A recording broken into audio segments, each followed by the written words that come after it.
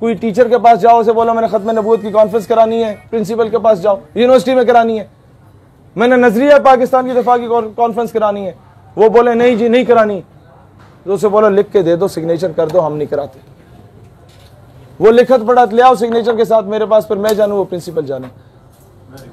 ये होता है टेक्निकल काम, उसका बाप भी कराएगा।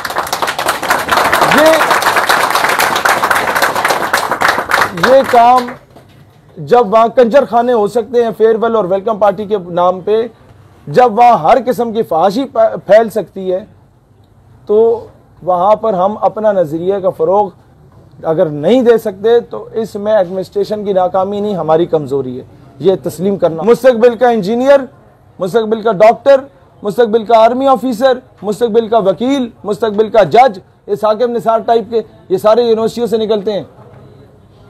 इन पे तरबियत होती नहीं है, हम सड़कों पे नारे लगाएंगे और साढ़े नारे तक की फायदा जब एक SHO भी आगे आपकी बात ना सुने और वो मेरा जिस्म मेरी मर्जी का नारा लगाने वाली तवाइफे जब 14-15 निकलती हैं तो सबसे पहले डिप्टी कमिश्नर इस्तकबाल कराता है, madam how can I help you.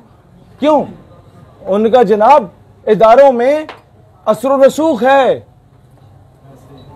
वो जो मर्जी पेश करके असर रसूख बनाती हो, लेकिन आप लोग कम से कम अपने जहन साजी नौजवानों की करें।